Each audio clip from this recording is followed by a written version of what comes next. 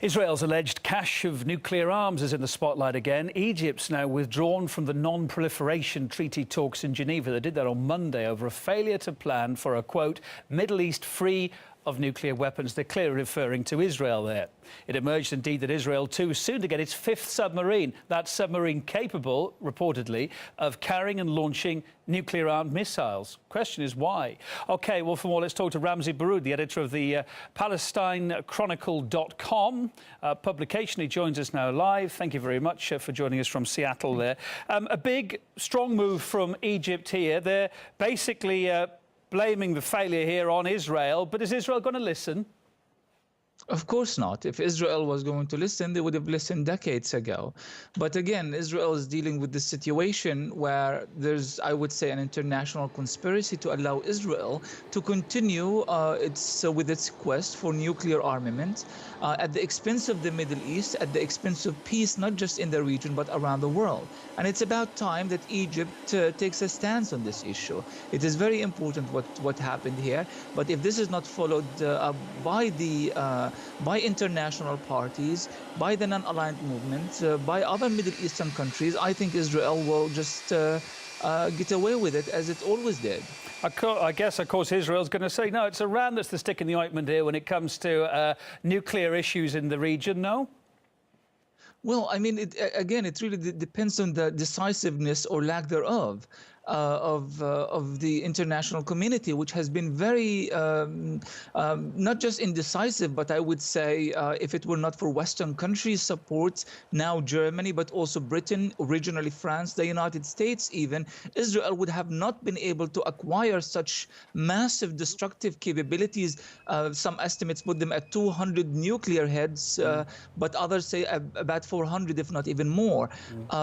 Something has got to be done about this. There is absolutely no need for Israel to develop enough weapons to destroy the Middle East several times over in the name of security. You can't be achieving security at the expense of world peace. Why has Israel never come clean about it? It's never denied, it's never said yes, it's never said no. But why has it never come clean about the actual amount of weapons that it's got and why it's developing them? Well, the Israelis always think that they are very clever. The Israeli government has always played this kind of game of ambiguity as far as nuclear weapons and program is concerned.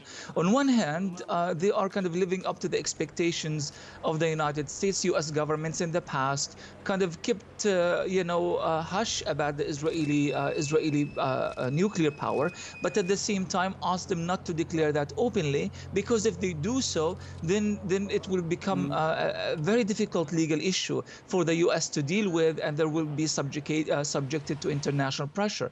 On the other hand, Israel does want Arab countries and Iran and other countries in the region to know that we do have the capacity to destroy you if we wish to do so, and they use that in their sort of mental psychological warfare to intimidate their enemies. And Ramzy, I mean, this news now that this submarine is coming onto the fleet, capable maybe of being able to fire nuclear warheads.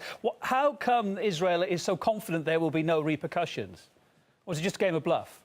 Well, the repercussions, where does repercussion come from usually? It comes from Western countries that usually come across or present themselves as champions of democracy and freedom and peace and defenders of international law. If these are the very countries, as Germany as of late, are the ones who are actually providing Israel with the nuclear capabilities. We know that the BBC has revealed that Britain has also been very much incriminated and involved in doing so. France, the United States. So they are either contributing directly or being part of this game of silence and this conspiracy to allow Israel to get away with such capacity. So who is going to stand up for Israel? If it were not for other countries, we are hoping that, of course, there will be enough international pressure to make that happen. So this is why it was very important what Egypt has done. What applies on Israel should apply on everyone else, and Israel should not expect preferential treatment as far as this issue is concerned. Ramzy, you've got to leave it there. Thanks for your time. Ramzy Baroud, editor of the independent online newspaper PalestineChronicle.com.